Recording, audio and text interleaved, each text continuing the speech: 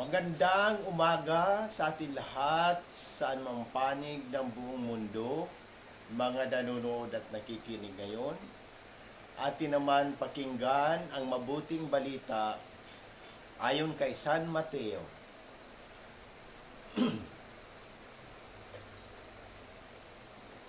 Noong panahong iyon, sinabi ni Hesus sa kanyang mga apostol, "Humayo kayo at ipangaral ninyo na malapit nang maghari ang Diyos. Pagalingin ninyo ang mga may sakit at buhayin ang mga patay.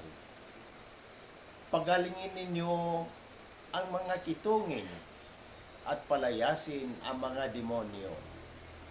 Yamang tumanggap kayo ng walang bayad, magbigay kayo ng walang bayad.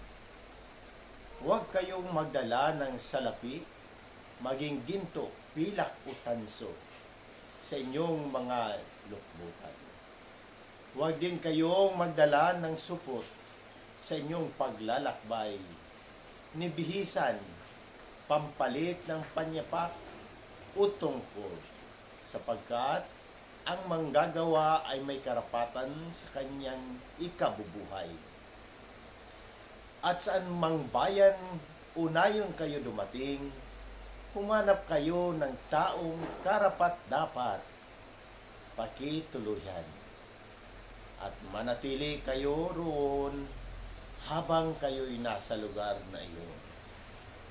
Pagpasok ninyo sa bahay, sabihin ninyo, maghari nawa ang kapayapaan sa bahay na ito.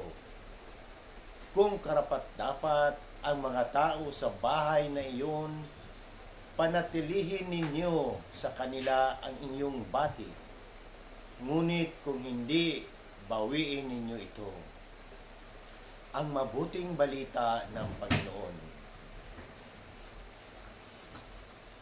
Bilang Romano Katoliko, sa ating pagninilay ngayon, mapapansin natin ang mga tagubilin ni Hesus sa kanyang mga apostol.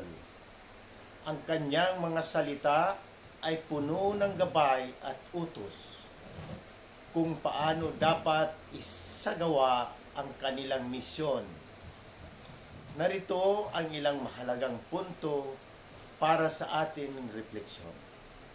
Una, pagpapahayag ng kaharian ng Diyos.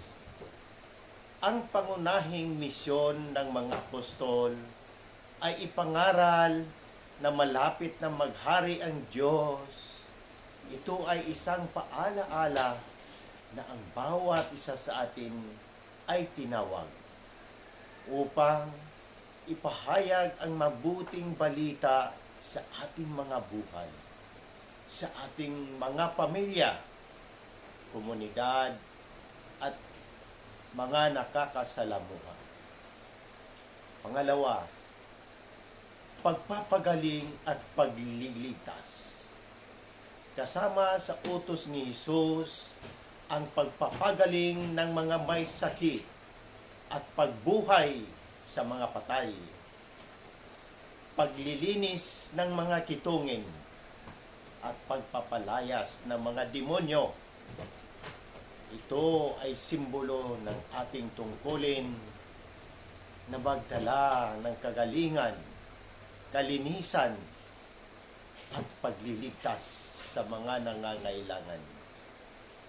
Hindi man tayo magpakita ng himala gaya ng ginawa ng mga apostol, maaari tayong maging instrumento ng Diyos sa pamamagitan ng ating mga mabuting gawa, malasakit at pag-ibig.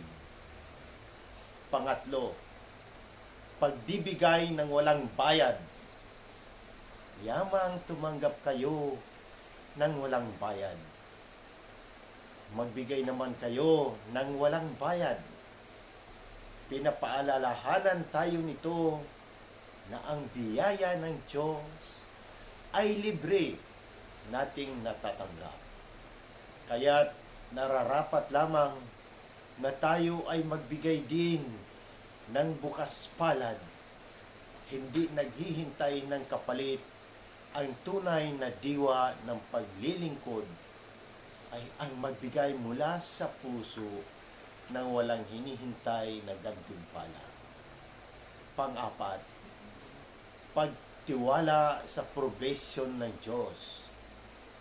Huwag magdala ng salapi, bihisan, o anumang dagdag na gamit sa paglalakbay.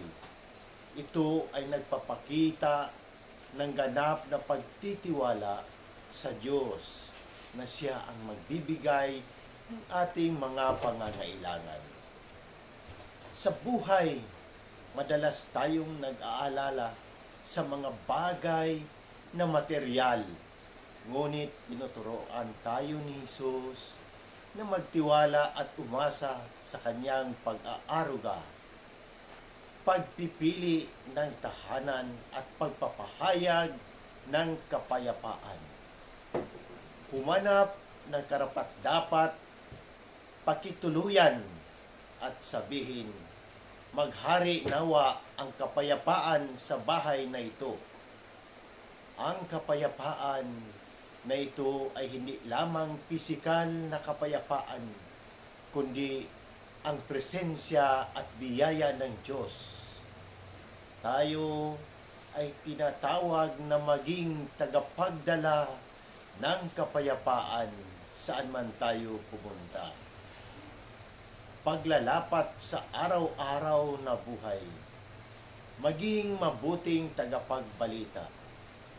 Sa ating pang-araw-araw na buhay, ipahayag natin ang pag-ibig at kabutihan ng Diyos sa ating mga salita at gawa. Tumulong sa kapwa. Maging handa tayong magbigay ng tulong at suporta sa mga nangangailangan. Maging ito man ay pisikal, emosyonal o espiritual na tulong. Maging mapagbigay. Magbigay tayo ng bukas palad mula sa ating mga biyaya, gaano man ito kaliit o kalaki. Magtiwala sa Diyos. Sa kabila ng mga alalahanin sa buhay, matutunan nating magtiwala sa Diyos na hindi niya tayo pababayaan. Magdala ng kapayapaan, maging instrumento tayo ng kapayapaan sa ating mga tahanan at komunidad. Isinasabuhay ang pagmamahal at pagkakaisa. Nawa sa ating pagsunod sa mga aral na ito, mas lalo nating mapalapit ang ating sarili at ang iba sa Diyos. Amen. Sa muli, sa Diyos ang papuri at pagpapala.